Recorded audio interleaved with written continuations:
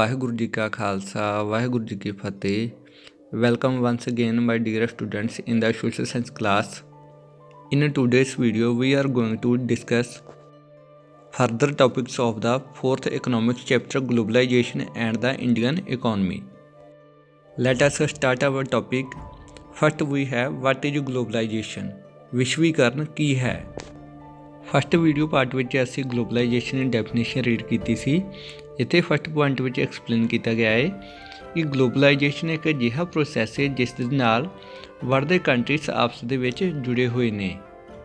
Second point ਵਿੱਚ explain ਕੀਤਾ ਗਿਆ ਹੈ ਕਿ ਗਲੋਬਲਾਈਜੇਸ਼ਨ ਵਿਸ਼ਵੀਕਰਨ ਲਿਆਉਣ ਵਾਸਤੇ MNC ਮਲਟੀਨੈਸ਼ਨਲ ਕੰਪਨੀ ਨੇ ਬਹੁਤ ਵਧੀਆ ਰੋਲ ਪਲੇ ਕੀਤਾ ਹੈ।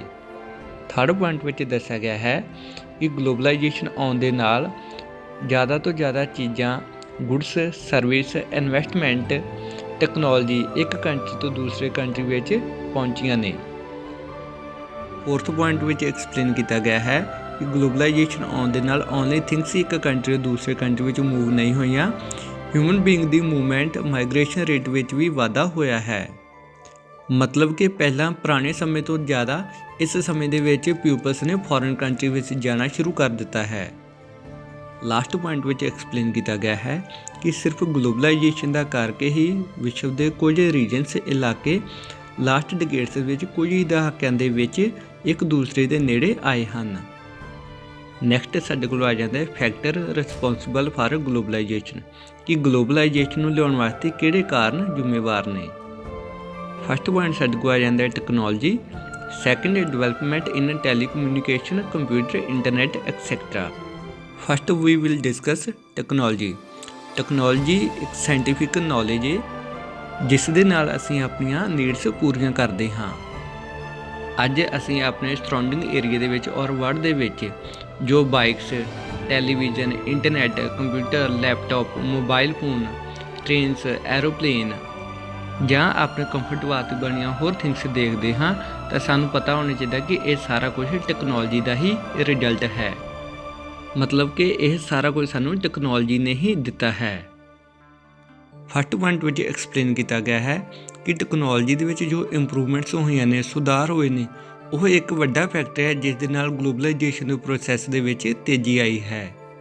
ਸੈਕੰਡ ਪੁਆਇੰਟ ਵਿੱਚ ਐਕਸਪਲੇਨ ਕੀਤਾ ਗਿਆ ਹੈ ਕਿ ਵਰਲਡ ਦੇ ਵਿੱਚ ਲਾਸਟ 50 ਈਅਰਸ ਵਿੱਚ ਟੈਕਨੋਲੋਜੀ ਨੇ ਟਰਾਂਸਪੋਰਟੇਸ਼ਨ ਵਿੱਚ, ਆਵਾਜਾਈ ਦੇ ਸਾਧਨਾਂ ਵਿੱਚ ਵੱਡੇ ਸੁਧਾਰ ਕੀਤੇ ਹਨ।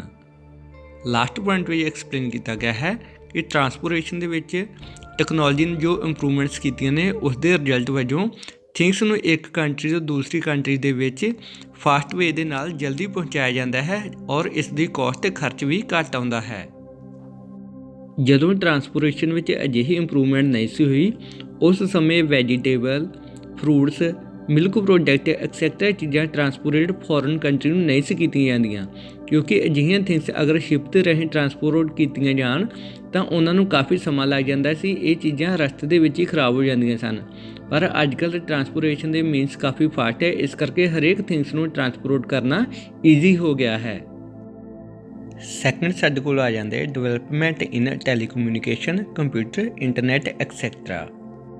ਟੈਲੀਕਮਿਊਨੀਕੇਸ਼ਨ ਦੇ ਵਿੱਚ ਸਾਡੇ mobile phone, call, text message and email ਵਰਗੀਆਂ ਸਰਵਿਸ ਸ਼ਾਮਲ ਹੁੰਦੀਆਂ ਹਨ।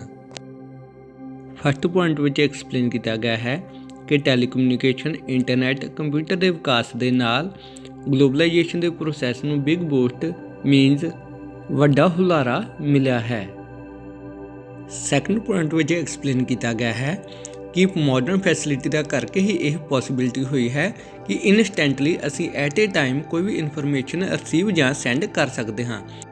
ਇੱਥੋਂ ਤੱਕ ਕਿ ਜੋ ਏਰੀਆਸ ਰਿਮੋਟ ਏਰੀਆ ਨੇ, ਦੂਰ ਵਸੇ ਇਲਾਕੇ ਨੇ, ਉਹਨਾਂ ਦੇ ਨਾਲ ਕਮਿਊਨੀਕੇਟ ਕਰਨਾ, ਸੰਪਰਕ ਕਰਨਾ ਵੀ ਪਹਿਲਾਂ ਨਾਲੋਂ ਈਜ਼ੀ ਹੋ ਗਿਆ ਹੈ। ਨੈਕਸਟ ਟੌਪਿਕ ਸਾਡੇ ਕੋਲ ਆ ਜਾਂਦਾ liberalisation of foreign trade and investment, means ਵਿਦੇਸ਼ੀ ਵਪਾਰ ਅਤੇ ਵਿਦੇਸ਼ੀ ਨਿਵੇਸ਼ ਦਾ ਉਦਾਰੀਕਰਨ। ਉਦਾਰੀਕਰਨ ਦਾ ਮਤਲਬ ਹੁੰਦਾ ਹੈ ਕਿ ਜੋ ਫੋਰਨ ਟ੍ਰੇਡ ਦੇ ਉੱਪਰ ਇਕਨੋਮਿਕਲੀ ਰੈਸਟ੍ਰਿਕਸ਼ਨ ਲਗਾਈਆਂ ਜਾਂਦੀਆਂ ਗੌਰਮੈਂਟ ਵੱਲੋਂ, ਉਹਨਾਂ ਨੂੰ ਰਿਮੂਵ ਕਰ ਦੇਣਾ ਜਾਂ ਲੂਜ਼ ਕਰ ਦੇਣਾ, ਤਾਂ ਕਿ ਫੋਰਨ ਕੰਪਨੀਜ਼ ਵਿਦਆਊਟ ਐਨੀ ਹੈਸੀਟੇਸ਼ਨ ਆਪਣਾ ਟ੍ਰੇਡ ਕਰ ਸਕਣ।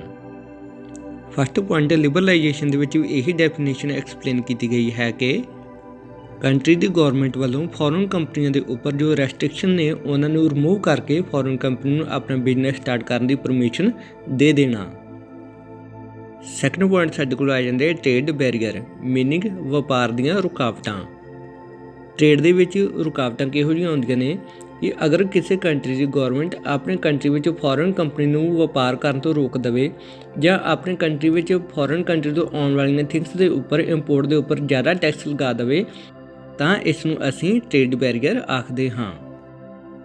ਕਿਉਂਕਿ ਅਗਰ ਇੰਪੋਰਟ ਕੀਤੀਆਂ ਥਿੰਗਸ ਦੇ ਉੱਪਰ ਵੱਧ ਟੈਕਸ ਲੱਗੇਗਾ ਤਾਂ ਮਾਰਕੀਟ ਦੇ ਵਿੱਚ ਇਹ ਪ੍ਰੋਡਕਟ ਐਕਸਪੈਂਸਿਵ ਹੋ ਜਾਣਗੇ, ਜਿਸ ਦੇ ਨਾਲ ਇਹਨਾਂ ਦੀ ਮਾਰਕੀਟਿੰਗ, ਇਹਨਾਂ ਦੀ ਸੇਲਿੰਗ ਘੱਟ ਜਾਵੇਗੀ।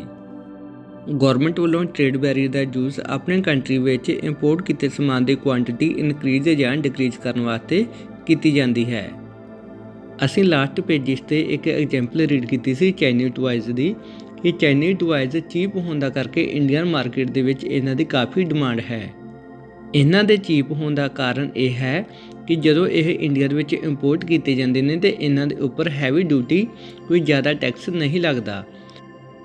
ਬਟ ਅਗਰ ਇੰਡੀਅਨ ਗੌਰਮੈਂਟ ਨੂੰ ਲੱਗਦਾ ਹੋਵੇ ਕਿ ਚਾਈਨੀਜ਼ ਕੰਪਨੀ ਲੋੜ ਤੋਂ ਜ਼ਿਆਦਾ ਟੋਇਜ਼ ਇੰਪੋਰਟ ਕਰ ਰਹੀਆਂ ਨੇ ਇੰਡੀਆ ਦੇ ਵਿੱਚ, ਜਿਸ ਦੇ ਨਾਲ ਇੰਡੀਆ ਦੀਆਂ ਟੋਇਜ਼ ਮੈਨੂਫੈਕਚਰਿੰਗ ਕੰਪਨੀਜ਼ ਨੂੰ ਲਾਸ ਦਾ ਸਾਹਮਣਾ ਕਰਨਾ ਪੈ ਰਿਹਾ ਹੈ, ਤਾਂ ਅਜਿਹੀ ਕੰਡੀਸ਼ਨ ਦੇ ਵਿੱਚ ਇੰਡੀਅਨ ਗੌਰਮੈਂਟ ਚਾਈਨਾ ਤੋਂ ਆਉਣ ਵਾਲੇ ਟੋਇਜ਼ ਦੇ ਉੱਪਰ tax duty, import duty increase ਕਰ ਸਕਦੀ ਹੈ, ਜਿਸ ਦੇ ਨਾਲ ਚਾਈਨਾ ਦੇ ਟੋਇਜ਼ ਐਕਸਪੈਂਸਿਵ ਹੋ ਜਾਣਗੇ ਔਰ ਚਾਈਨੀਜ਼ ਕੰਪਨੀਆਂ ਆਪਣੇ ਆਪ ਆਪਣਾ ਇੰਪੋਰਟ ਘੱਟ ਕਰ ਦੇਣਗੀਆਂ। ਨੈਕਸਟ ਪੁਆਇੰਟ ਵਿੱਚ ਐਕਸਪਲੇਨ ਕੀਤਾ ਗਿਆ ਹੈ ਕਿ ਸਾਡੇ ਕੰਟਰੀ ਨੂੰ ਜੋ ਇੰਡੀਪੈਂਡੈਂਸ ਮਿਲੀ ਸੀ ਉਸ ਸਮੇਂ ਸਾਡੇ ਕੰਟਰੀ ਗੌਰਮੈਂਟ ਵੱਲੋਂ ਫੋਰਨ ਇਨਵੈਸਟਮੈਂਟ ਦੇ ਉੱਪਰ ਬੈਰੀਅਰ ਲਗਾ ਦਿੱਤੇ ਗਏ ਸਨ। ਨੈਕਸਟ ਪੁਆਇੰਟ ਵਿੱਚ ਗੌਰਮੈਂਟ ਵੱਲੋਂ ਇਹ ਬੈਰੀਅਰ ਲਗਾਉਣ ਦਾ ਕਾਰਨ, ਰੀਜ਼ਨ ਕਲੀਅਰ ਕੀਤਾ ਗਿਆ ਹੈ ਕਿ ਗੌਰਮੈਂਟ ਵੱਲੋਂ ਅਜਿਹਾ ਤਾਂ ਕੀਤਾ ਗਿਆ ਸੀ ਕਿ ਸਾਡੇ ਕੰਟਰੀ ਦੇ ਆਪਣੇ ਜੋ ਪ੍ਰੋਡਿਊਸਰ ਨੇ ਉਹਨਾਂ ਨੂੰ ਪ੍ਰੋਟੈਕਟ ਕੀਤਾ ਜਾਵੇ, ਕਿਉਂਕਿ ਉਹ ਉਸ ਸਮੇਂ ਫੋਰਨ ਕੰਪਨੀ ਦੇ ਨਾਲ ਕੰਪੀਟੀਸ਼ਨ ਕਰਨ ਦੇ ਏਬਲ ਨਹੀਂ ਸਨ। ਨੈਕਸਟ ਪੁਆਇੰਟ ਵਿੱਚ ਐਕਸਪਲੇਨ ਕੀਤਾ ਗਿਆ ਹੈ ਕਿ ਫਿਰ 1991 ਦੇ ਵਿੱਚ ਜਦੋਂ ਗੌਰਮੈਂਟ ਨੂੰ ਇਹ ਯਕੀਨ ਹੋ ਗਿਆ ਕਿ ਹੁਣ ਸਾਡੇ ਪ੍ਰੋਡਿਊਸਰ ਫੋਰਨ ਕੰਪਨੀ ਨਾਲ ਕੰਪੀਟੀਸ਼ਨ ਕਰ ਸਕਦੇ, ਤਾਂ ਉਸ ਸਮੇਂ ਗੌਰਮੈਂਟ ਨੇ ਅਜਿਹੇ ਬੈਰੀਅਰ ਰਿਮੂਵ ਕਰ ਦਿੱਤੇ ਔਰ ਫੋਰਨ ਕੰਪਨੀਜ਼ ਨੂੰ ਇੰਡੀਆ ਦੇ ਵਿੱਚ ਟ੍ਰੇਡ ਕਰਨ ਦੀ ਪਰਮਿਸ਼ਨ ਮਿਲ ਗਈ। ਨੈਕਸਟ ਪੁਆਇੰਟ ਵਿੱਚ ਐਕਸਪਲੇਨ ਕੀਤਾ ਗਿਆ ਹੈ ਕਿ ਗੌਰਮੈਂਟ ਨੇ ਮਹਿਸੂਸ ਕੀਤਾ ਕਿ ਅਗਰ ਸਾਡੇ ਇੱਥੋਂ ਦੀਆਂ ਕੰਪਨੀਜ਼ ਫੋਰਨ ਕੰਪਨੀ ਨਾਲ ਕੰਪੀਟੀਸ਼ਨ ਕਰਨਗੀਆਂ, ਇਸ ਕੰਪੀਟੀਸ਼ਨ ਦਾ ਕਰਕੇ ਇਹਨਾਂ ਦੀ ਪਰਫਾਰਮੈਂਸ ਔਰ ਪ੍ਰੋਡਕਟ ਤਿਆਰ ਕਰਨ ਦੀ ਜੋ ਕੁਆਲਿਟੀ ਹੈ, ਇਹਨਾਂ ਦੋਨਾਂ ਦੇ ਵਿੱਚ ਇੰਪਰੂਵਮੈਂਟ ਹੋਵੇਗੀ। ਨੈਕਸਟ ਐਕਸਪਲੇਨ ਕੀਤਾ ਗਿਆ ਹੈ ਕਿ foreign trade and foreign investment ਦੋਨਾਂ ਤੋਂ ਵੱਡੀ ਮਾਤਰਾ ਦੇ ਵਿੱਚ ਬੈਰੀਅਰ ਰਿਮੂਵ ਕਰ ਦਿੱਤੇ ਗਏ। ਲਾਸਟ ਪੁਆਇੰਟ ਵਿੱਚ ਐਕਸਪਲੇਨ ਕੀਤਾ ਗਿਆ ਹੈ ਕਿ ਗੌਰਮੈਂਟ ਵੱਲੋਂ ਜਦੋਂ ਟ੍ਰੇਡ ਬੈਰੀਅਰ ਜਾਂ ਰੈਸਟ੍ਰਿਕਸ਼ਨ ਰਿਮੂਵ ਕਰ ਦਿੱਤੀਆਂ ਜਾਣ ਤਾਂ ਉਸ ਨੂੰ ਅਸੀਂ ਲਿਬਰਲਾਈਜੇਸ਼ਨ, ਉਦਾਰੀਕਰਨ ਆਖਦੇ ਹਾਂ। ਨੈਕਸਟ ਟੌਪਿਕ ਸਾਡੇ ਕੋਲ ਆ ਜਾਂਦਾ ਹੈ ਵਰਲਡ ਟ੍ਰੇਡ ਆਰਗੇਨਾਈਜੇਸ਼ਨ, ਮੀਨਿੰਗ ਵਿਸ਼ਵ ਵਪਾਰ ਸੰਗਠਨ। ਸ਼ਾਰਟ ਫਾਰਮ ਦੇ ਵਿੱਚ ਅਸੀਂ ਇਸ ਨੂੰ WTO ਆਖਦੇ ਹਾਂ।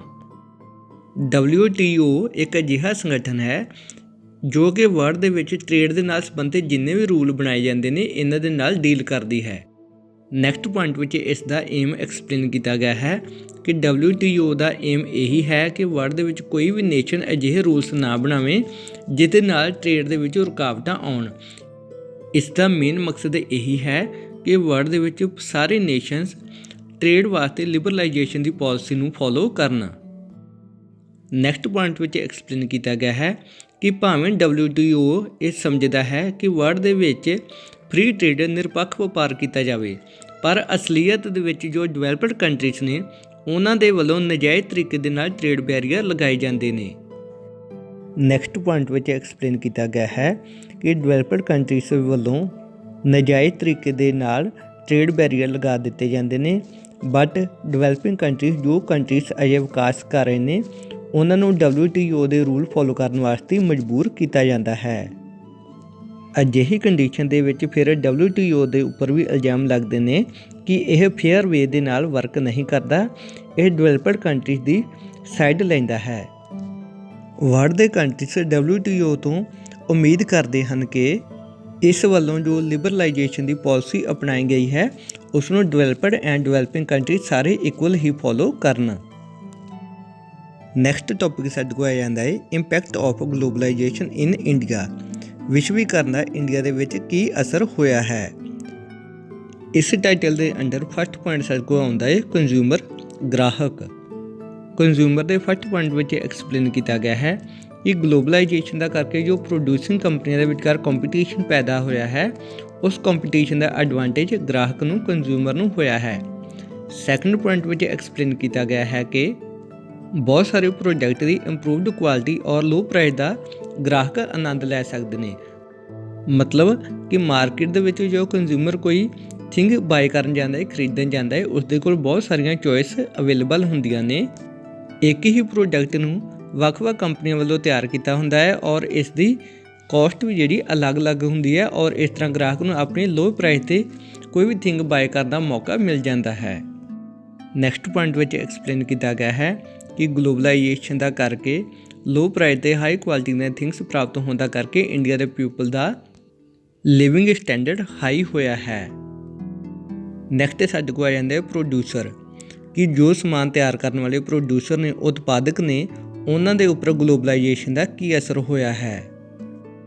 ਫਸਟ ਪੁਆਇੰਟ ਆ ਜਾਂਦਾ ਫੋਰਨ ਇਨਵੈਸਟਮੈਂਟ ਇਨ ਇੰਡੀਆ, ਕਿ ਇੰਡੀਆ ਦੇ ਜੋ ਲੋਕਲ ਕੰਪਨੀਜ਼ ਨੇ ਉਹਨਾਂ ਨੂੰ ਫਸਟ ਬੈਨੀਫਿਟ ਇਹ ਹੋਇਆ ਕਿ ਫੋਰਨ ਕੰਪਨੀ ਨੇ ਆ ਕੇ ਉਹਨਾਂ ਦੀਆਂ ਕੰਪਨੀਆਂ ਦੇ ਵਿੱਚ ਨਿਵੇਸ਼ ਕੀਤਾ ਹੈ। ਐਂਡ ਇਸ ਇਨਵੈਸਟਮੈਂਟ ਦਾ ਬੈਨੀਫਿਟ ਸੈਕੰਡ ਪੁਆਇੰਟ ਵਿੱਚ ਕਲੀਅਰ ਕੀਤਾ ਹੈ ਕਿ ਇਸ ਨਿਵੇਸ਼ ਦਾ ਕਰਕੇ ਇਹਨਾਂ ਕੰਪਨੀਆਂ ਨੂੰ ਨਿਊ ਟੈਕਨੋਲੋਜੀ ਮਿਲੀ ਹੈ ਔਰ ਇਹਨਾਂ ਦੀ ਪ੍ਰੋਡਕਸ਼ਨ ਦੇ ਵਿੱਚ ਚੇਂਜਿਸ ਆਈਆਂ ਨੇ ਔਰ ਪ੍ਰੋਡਕਸ਼ਨ ਦੀ ਕੁਆਂਟੀਟੀ ਇਨਕਰੀਜ਼ ਹੋਈ ਹੈ। ਥਰਡ ਪੁਆਇੰਟ ਆ ਜਾਂਦਾ ਹੈ rise of Indian multinational cooperation, ਕਿ ਜਿਵੇਂ ਫੋਰਨ ਦੀਆਂ ਕੁਝ ਕੰਪਨੀਜ਼ ਨੇ, ਜਿਵੇਂ ਕਾਰਗਿਲ ਕੰਪਨੀ ਦੀ ਐਗਜ਼ਾਮਪਲ ਪੜ੍ਹੀ ਸੀ ਕਿ ਉਹ ਅਮਰੀਕਾ ਦੀ ਮਲਟੀਨੈਸ਼ਨਲ ਕੰਪਨੀ ਹੈ। ਇਸੇ ਤਰੀਕੇ ਨਾਲ ਹੁਣ ਇੰਡੀਆ ਦੀਆਂ ਕੋਈ ਕੰਪਨੀਜ਼ ਵੀ ਮਲਟੀਨੈਸ਼ਨਲ ਕੰਪਨੀਜ਼ ਬਣ ਗਈਆਂ ਨੇ। ਉਹਨਾਂ ਨੇ ਵੀ ਫੋਰਨ ਦੇ ਵਿੱਚ ਜਾ ਕੇ ਆਪਣੀਆਂ ਬ੍ਰਾਂਚਿਸ ਐਸਟੈਬਲਿਸ਼ ਕੀਤੀਆਂ ਨੇ, ਜਿਸ ਨਾਲ ਇੱਕ ਤਾਂ ਇੰਡੀਆ ਦੀ ਰੈਪੂਟੇਸ਼ਨ ਦੇ ਵਿੱਚ ਵਾਧਾ ਹੋਇਆ ਹੈ, ਸੈਕਿੰਡ ਇੰਡੀਆ ਦੀ ਇਕੋਨਮੀ ਸਟਰੋਂਗ ਹੋਈ ਹੈ। ਨੈਕਸਟ ਪੁਆਇੰਟ ਦੇ ਵਿੱਚ ਐਕਸਪਲੇਨ ਕੀਤਾ ਗਿਆ ਹੈ ਕਿ ਕੁਝ ਪ੍ਰੋਡਿਊਸਰ ਨੂੰ ਗਲੋਬਲਾਈਜੇਸ਼ਨ ਦਾ ਨੁਕਸਾਨ ਹੋਇਆ ਹੈ, ਲੋਸ ਟੂ ਸਮਾਲ ਪ੍ਰੋਡਿਊਸਰ, ਕਿ ਜੋ ਛੋਟੇ ਉਤਪਾਦਕ ਸਨ ਉਹਨਾਂ ਨੂੰ ਮਲਟੀਨੈਸ਼ਨਲ ਕੰਪਨੀ ਵੱਲੋਂ ਬਾਏ ਕਰ ਲਿਆ ਜਾਂਦਾ, ਖਰੀਦ ਲਿਆ ਜਾਂਦਾ, ਜਿਸ ਦੇ ਨਾਲ ਉਹਨਾਂ ਦੀ ਐਗਜ਼ਿਸਟੈਂਸ ਹੋਂਦ ਖਤਮ ਹੋ ਜਾਂਦੀ ਹੈ।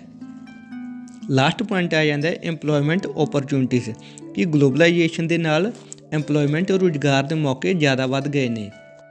ਗਲੋਬਲਾਈਜੇਸ਼ਨ ਦਾ ਕਰਕੇ ਕੰਪਨੀਆਂ ਦੀ ਗਿਣਤੀ ਵਧੀ ਹੈ, ਪ੍ਰੋਡਕਸ਼ਨ ਦੇ ਵਿੱਚ ਵੀ ਵਾਧਾ ਹੋਇਆ ਹੈ, ਜਿਸ ਦੇ ਨਾਲ ਜ਼ਿਆਦਾ ਪੀਪਲਸ ਨੂੰ ਇੰਪਲੋਇਮੈਂਟ ਪ੍ਰਾਪਤ ਹੋਈ ਹੈ ਐਂਡ ਕੁਝ ਪੀਪਲਸ ਨੂੰ ਇੰਪਲੋਇਮੈਂਟ ਵਾਸਤੇ ਫੋਰਨ ਮਾਈਗ੍ਰੇਟ ਕਰਨਾ ਪੋਸੀਬਲ ਹੋਇਆ ਹੈ। ਨੈਕਸਟ ਸਾਡੇ ਕੋਲ ਹੋਰ ਪੈਰਾਗ੍ਰਾਫ ਹੈ ਨੈਗੇਟਿਵ ਇਫੈਕਟ ਆਫ ਗਲੋਬਲਾਈਜੇਸ਼ਨ, ਕਿ ਗਲੋਬਲਾਈਜੇਸ਼ਨ ਦਾ ਹੋਰ ਕੀ ਨੈਗੇਟਿਵ ਇਫੈਕਟ ਹੋਇਆ ਹੈ। ਇਸ ਦੇ ਅੰਡਰ ਫਸਟ ਪੁਆਇੰਟ ਅਸੀਂ ਪਹਿਲਾਂ ਹੀ ਡਿਸਕਸ ਕਰ ਚੁੱਕੇ ਹਾਂ ਕਿ ਜੋ ਸਮੋਲ ਲੋਕਲ ਪ੍ਰੋਡਿਊਸਰ ਹੁੰਦੇ ਨੇ ਉਹਨਾਂ ਨੂੰ ਨੁਕਸਾਨ ਹੋ ਜਾਂਦਾ ਹੈ, ਕਿ ਮਾਰਕੀਟ ਦੇ ਵਿੱਚ ਮਲਟੀਨੈਸ਼ਨਲ ਕੰਪਨੀ ਦੇ ਸਮਾਨ ਦੇ ਨਾਲ ਉਹ ਕੰਪੀਟੀਟ ਮੁਕਾਬਲਾ ਨਹੀਂ ਕਰ ਪਾਉਂਦੇ ਔਰ ਉਹਨਾਂ ਦਾ ਮਾਰਕੀਟ ਦੇ ਵਿੱਚ ਸਮਾਨ ਸੇਲ ਨਹੀਂ ਹੁੰਦਾ। ਜਿਵੇਂ ਹੁਣ ਫੈਸਟੀਵਲ ਸੀਜ਼ਨ ਚੱਲ ਰਿਹਾ ਹੈ, ਇਸ ਫੈਸਟੀਵਲ ਸੀਜ਼ਨ ਦੇ ਦੀਪਾਵਲੀ ਦੇ ਉੱਪਰ ਅਸੀਂ ਮਾਰਕੀਟ ਦੇ ਉੱਪਰੋਂ ਕਲਰਫੁੱਲ ਲਾਈਟਸ ਜਿਹੜੇ ਉਹ ਘਰ ਦੇ ਵਿੱਚ ਲੈ ਆਉਂਦੇ ਹਾਂ, ਬਟ ਜੋ ਲੋਕਲ ਪ੍ਰੋਡਿਊਸਰ ਨੇ ਜੋ ਕੈਂਡਲਸ ਬਣਾਉਂਦੇ ਨੇ ਜਾਂ ਦੀਵਾਸ ਬਣਾਉਂਦੇ ਨੇ ਉਹਨਾਂ ਚੀਜ਼ਾਂ ਨੂੰ ਆਪਣੇ ਘਰ ਦੇ ਵਿੱਚ ਨਹੀਂ ਲੈ ਕੇ ਆਉਂਦੇ, ਕਿਉਂਕਿ ਸਾਨੂੰ ਆਪਣੇ ਘਰ ਨੂੰ ਲਾਈਟਿੰਗ ਕਰਨ ਵਾਸਤੇ ਹੋਰ ਆਪਸ਼ਨ ਅਵੇਲੇਬਲ ਹੁੰਦੀਆਂ ਨੇ। ਬਟ ਅਗਰ ਇਹ ਆਪਸ਼ਨ ਸਾਡੇ ਕੋਲ ਨਾ ਹੋਣ, ਅਸੀਂ ਲੋਕਲ ਪ੍ਰੋਡਿਊਸਰ ਦਾ ਸਮਾਨ ਹੀ ਬਾਏ ਕਰਾਂਗੇ, ਜਿਸ ਨਾਲ ਉਹਨਾਂ ਦਾ ਰੁਜ਼ਗਾਰ ਚੱਲਦਾ ਰਹਿੰਦਾ ਹੈ, ਉਹਨਾਂ ਦੀ ਐਗਜ਼ਿਸਟੈਂਸ ਨੂੰ ਕੋਈ ਖਤਰਾ ਨਹੀਂ ਹੁੰਦਾ। ਸੈਕੰਡ ਪੁਆਇੰਟ ਵਿੱਚ ਐਕਸਪਲੇਨ ਕੀਤਾ ਗਿਆ ਹੈ ਕਿ MNC ਕੰਪਨੀਜ਼ ਵੱਲੋਂ ਜਦੋਂ ਇੰਡੀਆ ਤੋਂ ਪ੍ਰੋਫਿਟ ਅਰਨ ਕਰਕੇ ਆਪਣੇ ਕੰਟਰੀ ਨੂੰ ਭੇਜ ਦਿੱਤਾ ਜਾਂਦਾ ਹੈ ਤਾਂ ਇਸ ਦੇ ਨਾਲ ਇੰਡੀਆ ਦੀ ਕਰੰਸੀ ਫੋਰਨ ਚਲੀ ਜਾਂਦੀ ਹੈ, ਜਿਸ ਨਾਲ ਇਕਨੋਮਿਕ ਲਾਸ ਹੁੰਦਾ ਹੈ। ਥਰਡ ਪੁਆਇੰਟ ਆ ਜਾਂਦਾ ਹੈ ਕਿ ਕੰਟਰੀ ਫਿਰ ਸੈਲਫ ਡਿਪੈਂਡੈਂਟ ਨਹੀਂ ਬਣਦਾ, ਉਹ ਆਪਣੀਆਂ ਨੀਡਸ ਪੂਰੀਆਂ ਕਰਨ ਵਾਸਤੇ ਹੋਰਨਾਂ ਕੰਟਰੀ ਉੱਪਰ ਡਿਪੈਂਡੈਂਟ ਬਣਿਆ ਰਹਿੰਦਾ ਹੈ। ਨੈਕਸਟ ਪੁਆਇੰਟ ਆ ਜਾਂਦਾ ਲੈਕ ਆਫ ਪਬਲਿਕ ਇੰਟਰਸਟ, ਕਿ ਪੀਪਲਸ ਦੀਆਂ ਨੀਡਸ ਪੂਰੀਆਂ ਕਰਨ ਵਾਸਤੇ ਫਿਰ ਗੌਰਮੈਂਟ ਵੱਲੋਂ ਕੋਈ ਵੀ ਇੰਟਰਸਟ ਨਹੀਂ ਦਿਖਾਇਆ ਜਾਂਦਾ। ਗੌਰਮੈਂਟ ਵੱਲੋਂ ਸਾਰੇ ਡਿਪਾਰਟਮੈਂਟ ਪ੍ਰਾਈਵੇਟਾਈਜੇਸ਼ਨ ਕਰ ਦਿੱਤੇ ਜਾਂਦੇ ਨੇ, ਕਿ ਇਸ ਨਾਲ ਗੌਰਮੈਂਟ ਨੂੰ ਲੱਗਦਾ ਕਿ ਉਹਨਾਂ ਦੀ ਸਿਰਦਰਦੀ ਜਿਹੜੀ ਆ ਘੱਟ ਜਾਂਦੀ ਹੈ। ਲਾਸਟ ਪੁਆਇੰਟ ਆ ਜਾਂਦਾ disturbed the social and the cultural life of the people. ਇਸ ਪੁਆਇੰਟ ਦੇ ਵਿੱਚ ਐਕਸਪਲੇਨ ਕੀਤਾ ਗਿਆ ਹੈ ਕਿ ਪੀਪਲ ਦੀ ਜੋ ਸੋਸ਼ਲ ਐਂਡ ਕਲਚਰਲ ਲਾਈਫ ਆ ਉਸ ਦੇ ਵਿੱਚ ਵੀ ਚੇਂਜਿਸ ਆਈਆਂ ਨੇ। ਨਿਊ ਜਨਰੇਸ਼ਨ ਦੇ ਪੀਪਲਸ ਆਪਣੇ ਕਲਚਰ ਨੂੰ ਛੱਡ ਕੇ ਦੂਸਰੇ ਕੰਟਰੀ ਦੇ ਕਲਚਰ ਨੂੰ ਫੋਲੋ ਕਰਨ ਲੱਗ ਜਾਂਦੇ ਨੇ, ਜਿਸ ਨਾਲ ਇੱਕ ਕਮਿਊਨਿਟੀ ਦਾ ਕਲਚਰਲ ਲਾਸ ਹੁੰਦਾ ਹੈ। ਲਾਸਟ ਟੌਪਿਕ ਸਾਡੇ ਕੋਲ ਆਇਆ ਜਾਂਦਾ ਹੈ ਸਟ੍ਰੈਟਜੀ ਫਾਰ ਫੇਅਰ ਗਲੋਬਲਾਈਜੇਸ਼ਨ, ਨਿਰਪੱਖ ਵਿਸ਼ਵੀਕਰਨ ਦੀ ਰਣਨੀਤੀ।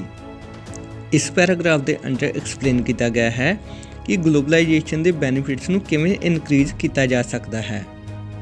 ਫਸਟ ਪੁਆਇੰਟ ਵਿੱਚ ਐਕਸਪਲੇਨ ਕੀਤਾ ਗਿਆ ਹੈ ਕਿ ਜਦੋਂ ਵੀ ਕਿਸੇ ਕੰਟਰੀ ਵਿੱਚ ਕੋਈ ਸਰਵਿਸ ਜਾਂ ਗੁੱਡਸ ਪਹੁੰਚਦੀਆਂ ਨੇ, ਉਹਨਾਂ ਦੀ ਸਕਰੀਨਿੰਗ ਕੀਤੀ ਜਾਣੀ ਚਾਹੀਦੀ ਹੈ ਤਾਂ ਕਿ ਕੋਈ ਵੈਪਨਸ ਜਾਂ ਡਰੱਗ ਐਕਸੈਟਰਾ ਕੋਈ ਗਲਤ ਚੀਜ਼ ਸਪਲਾਈ ਨਾ ਕੀਤੀ ਜਾ ਸਕੇ, ਜਿਸ ਦੇ ਨਾਲ ਸੁਸਾਇਟੀ ਨੂੰ ਕੋਈ ਲਾਸ ਹੋਵੇ। ਸੈਕੰਡ ਪੁਆਇੰਟ ਵਿੱਚ ਐਕਸਪਲੇਨ ਕੀਤਾ ਗਿਆ ਹੈ ਕਿ ਮਲਟੀਨੈਸ਼ਨਲ ਕੰਪਨੀ ਨਾਲ ਕੰਪੀਟੀਸ਼ਨ ਕਰਨ ਦੇ ਨਾਲ ਆਪਣੀਆਂ ਜੋ ਲੋਕਲ ਕੰਪਨੀਜ਼ ਨੂੰ ਲਾਸ ਹੁੰਦਾ ਹੈ, ਉਸ ਨੂੰ ਬਚਾਉਣ ਵਾਸਤੇ ਲੋਕਲ ਕੰਪਨੀ ਦੀ ਸਪੋਰਟ ਗੌਰਮੈਂਟ ਵੱਲੋਂ ਕੀਤੀ ਜਾਣੀ ਚਾਹੀਦੀ ਹੈ। ਥਰਡ ਪੁਆਇੰਟ ਵਿੱਚ ਐਕਸਪਲੇਨ ਕੀਤਾ ਗਿਆ ਹੈ ਕਿ ਲੇਬਰ ਨੂੰ ਐਕਸਪਲੋਇਟੇਸ਼ਨ ਤੋਂ ਸ਼ੋਸ਼ਣ ਤੋਂ ਬਚਾਉਣ ਵਾਸਤੇ ਲੇਬਰ ਲਾਅ ਨੂੰ ਸਖਤੀ ਦੇ ਨਾਲ ਇੰਪਲੀਮੈਂਟ ਕੀਤਾ ਜਾਣਾ ਚਾਹੀਦਾ ਹੈ। ਲਾਸਟ ਪੁਆਇੰਟ ਵਿੱਚ ਐਕਸਪਲੇਨ ਕੀਤਾ ਗਿਆ ਹੈ ਕਿ ਨਿਰਪੱਖ ਵੇ ਦੇ ਨਾਲ ਟ੍ਰੇਡ ਕਰਨ ਵਾਸਤੇ WTO ਦੇ ਨਾਲ ਗੱਲਬਾਤ ਕੀਤੀ ਜਾਣੀ ਚਾਹੀਦੀ ਹੈ ਤਾਂ ਕਿ ਡਿਵੈਲਪਡ ਐਂਡ ਡਿਵੈਲਪਿੰਗ ਕੰਟਰੀ ਨਾਲ ਕੋਈ ਪਾਰਸ਼ੈਲਿਟੀ ਨਾ ਕੀਤੀ ਜਾਵੇ ਐਂਡ ਸਾਰੇ ਹੀ ਕੰਟਰੀਜ਼ ਲਿਬਰਲਾਈਜੇਸ਼ਨ ਦੇ ਰੂਲ ਨੂੰ ਫੋਲੋ ਕਰਨ।